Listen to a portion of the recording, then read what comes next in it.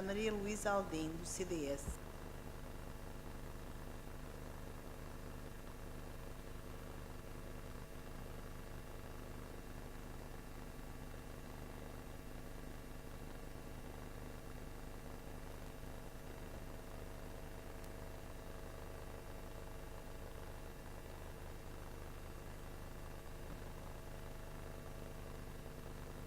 Muito obrigada, excelentíssima senhora Presidente.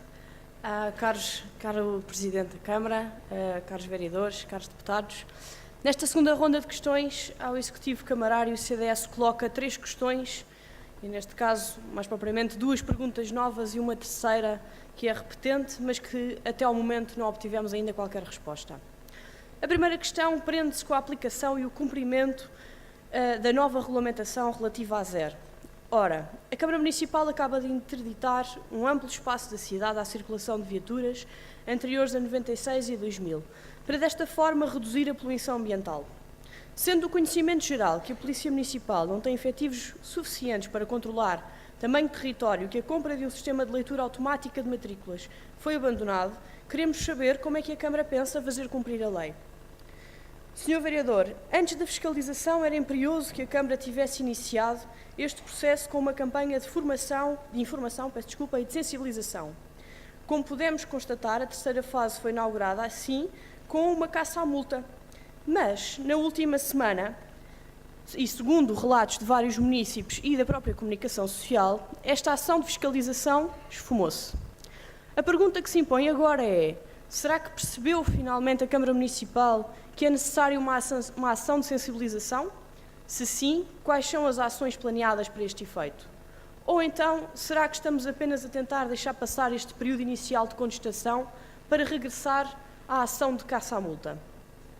A nossa segunda questão leva-nos ao plano de valorização do património, que para além dos nobres objetivos que todos conhecemos e que apresenta programas conceptualmente interessantes para a cidade, como por exemplo o Reabilita Primeiro, Paga Depois, existem porém outros programas que, estando no referido plano, nos parecem estar estagnados, tais como a venda faseada dos moradores, Reabilita, Arrenda e Devolve e o arrendamento estudante. Assim, gostaríamos que a Sra. Vereadora Paula Marques fizesse um ponto de situação sobre os referidos programas. Por último, e já várias vezes perguntado, hoje insistimos e persistimos em saber onde está o inventário da Câmara Municipal. Não se trata de um capricho ou de uma mera curiosidade, mas sim do cumprimento da lei. Quem o afirma é, obviamente, o legislador, que na alínea J do artigo 35º da Lei 75/2013, de 12 de setembro, indica que as competências do Presidente da Câmara Municipal são submeter a norma de controle interno, bem como o inventário dos bens, direitos e obrigações patrimoniais do município e respectiva avaliação, e ainda os documentos de prestação de contas, a aprovação da Câmara Municipal e a apreciação e votação da Assembleia Municipal, com exceção da norma de controle interno.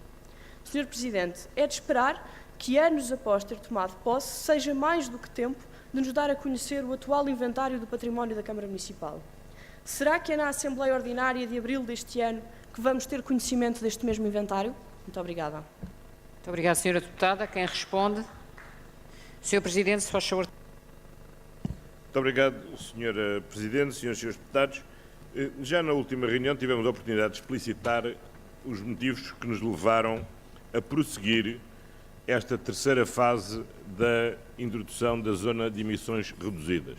Recordo, Portugal está obrigado a cumprir normas ambientais. Segundo, Portugal já foi condenado pelo incumprimento destas normas ambientais numa multa de 1.900.000 euros, acrescida de 600 euros de multa diária até ao cumprimento das normas ambientais.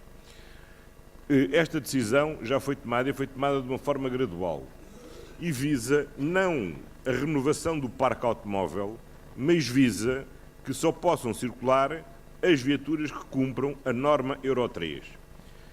Nós sabemos que todas as viaturas posteriores a 2000 cumprem de fábrica as normas Euro 3.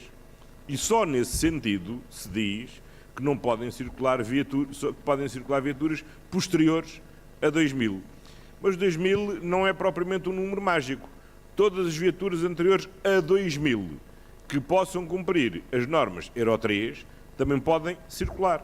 Já sabemos e já foi verificado, aliás, não é nos livretos, nos antigos livretos, agora no documento único automóvel, de algumas viaturas produzidas antes de 2000, que algumas marcas e modelos, mesmo antes de 2000, já produziam viaturas cumprindo as normas Euro 3. Sabemos também que, relativamente às viaturas pesadas, o próprio IMTT ou IMMT, enfim, não interessa, o organismo que tutela os transportes terrestres já homologou equipamentos que adaptam viaturas anteriores a 2000 para garantir que não têm emissões que excedam os limites Euro 3. E esses equipamentos custam cerca de 200 euros.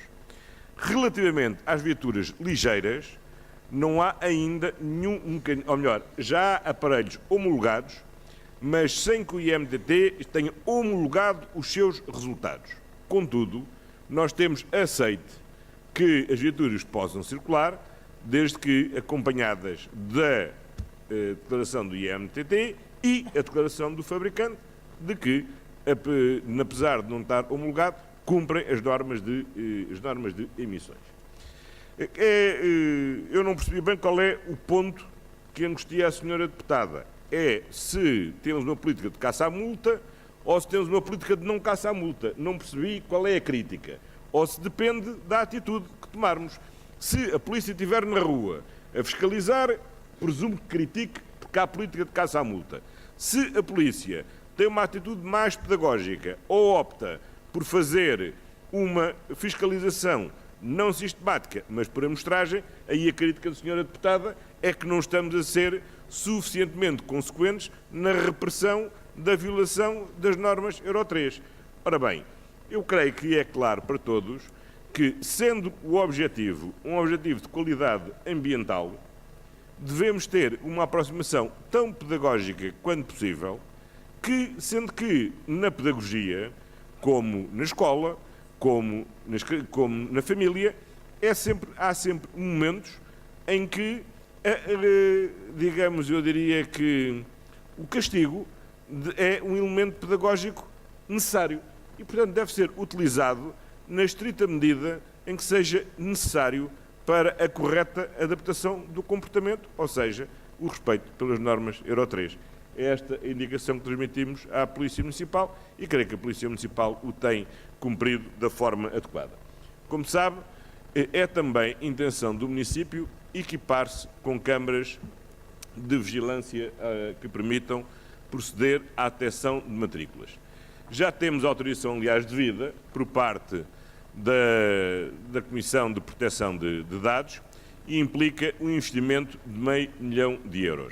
Portanto, é um investimento que certamente o município fará no momento adequado, de acordo com as suas prioridades, tendo em conta que €500 mil é uma verba bastante significativa e que é necessária para cumprir vários fins, entre eles também o da fiscalização da ZEL. E, portanto, na boa prudência da gestão dos nossos recursos, faremos esse investimento quando chegar ao nível de prioridade adequado para fazer esse investimento. Muito obrigado, Sr. Presidente. Sr. Vereador Sá Fernandes. Se me permite, só para também informar que, de facto, esta medida, aliada a outras, permitiu que Lisboa, nos últimos 5 anos, diminuísse a emissão de CO2 cerca de 30%. Em relação às partículas, também, os resultados foram bastante positivos e acho que podemos cumprir as normas e as diretivas que nos foram impostas se continuarmos com este tipo de medidas que são absolutamente essenciais para termos um ar mais puro em Lisboa. Aquilo que me preocupa, de facto, mais em relação a esta matéria é o problema dos aviões, porque essa não tem solução, quer em termos de ruído, quer em termos de partículas, e que é, de facto, um problema gravíssimo em termos de ambientais em Lisboa. Obrigado. Muito obrigado, Sr. Vereador. Não sei se há mais algum... Relativamente... Não há mais... Pergunto. Senhora... Não, é que eu não vejo daqui, portanto, peço que tenha que levantar o braço que eu não vejo. Senhora Vereadora Paula Marques. Em resposta à bancada do CDS-PP, em relação ao programa de alienação de fogos municipais aos próprios, faseado ou não faseado, é uma opção, faseado é uma opção. Dizer que ele não está estagnado.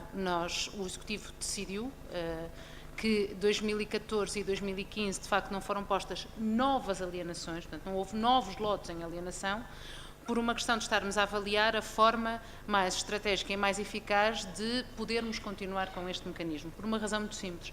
A senhora deputada, não sei se estava na sala quando a senhora que fez a intervenção de público falou, uma das grandes questões na questão da alienação dos fogos aos próprios é depois a capacidade que as pessoas têm de fazer a gestão daquilo que é ser proprietário. Ser proprietário não é só adquirir e pagar quando conseguem pagar. O que aconteceu à senhora foi que a senhora não conseguiu cumprir e, portanto, a casa, as finanças arrestou-lhe o bem, que era ela era inquilina e depois passou a ser proprietária e, portanto, muitas vezes as pessoas não têm capacidade para fazer aquilo que é o sermos proprietários, é o poder pagar o condomínio, é o corresponder na sua premilagem naquilo que são as intervenções extra que são necessárias, como qualquer pessoa que seja proprietária sabe que são essas as obrigações dos proprietários. E o que acontece muitas vezes, por uma questão, e os impostos que estão associados a isso, e por uma questão de eficácia, muitas vezes a entidade gestora, neste caso a Gebalis, que é quem gera os bairros municipais, vê-se na condição de fazer intervenção em património que já não é municipal, naquilo que tem a ver com as partes comuns, naturalmente, porque acha que não deve fazer um terço de fachada ou um terço de cobertura para bem da população, mas a verdade é que há já propriedade alienada e não há comparticipação. Isto por um lado. Por outro lado, de facto, a gestão, muitas vezes a constituição de condomínios é muito complicada por indisponibilidade dos proprietários e isto leva-nos a fazermos uma lógica mais racional naquilo que tem a ver com a forma de alienação. Não está, isto é, tudo aquilo que estava em alienação até 2013 está aprovado e está em alienação. E os números são, há 43 bairros que já estavam em alienação e eu não reverti esse processo, o que eu não pus foi mais coisas em alienação, que é um total de 9.437 fogos que estão disponíveis para alienação. Mas para os senhores deputados também saberem, nos últimos 3 anos efetuaram 191 escrituras. Só. E, portanto, isto só em relação, estou a dizer só, a correspondência ou a correlação entre 9.437 fogos que estão disponíveis e foram feitas 191 escrituras. Mas não está estagnado, está em avaliação pura e simplesmente por uma questão de racionalidade de gestão, quer para nós, para o município e para o bem público, quer para os proprietários ou putativos proprietários. Em relação aos outros 2 programas, o Reabilita, Renda e Devolve, peço que seja o Sr. Vereador Manuel Salgado a responder. Em relação ao arrendamento de estudantes, embora não passe diretamente por mim, posso dar informação também que estamos a equacionar, a fazer um projeto piloto com a Faculdade de Arquitetura e com associações que trabalham com a Faculdade de Arquitetura, muito em específico em relação ao bairro 2 de Maio, com a hipótese de fazer, de facto, um projeto de intervenção no bairro com o apoio dos estudantes e da Faculdade de Arquitetura e que passa por o alojamento de estudantes numa parte dos fogos do bairro 2 de Maio. Mas estamos em estudo, podemos fazer isso. Muito obrigado, Sra. Deputada. Sr. Vereador Manuel Salgado. Muito obrigado, Sr. Presidente. O programa de alienações da Câmara está a ser preparado em conjunto, incluindo um plano plurianual e que em breve será apresentado. Muito obrigado. Muito obrigado.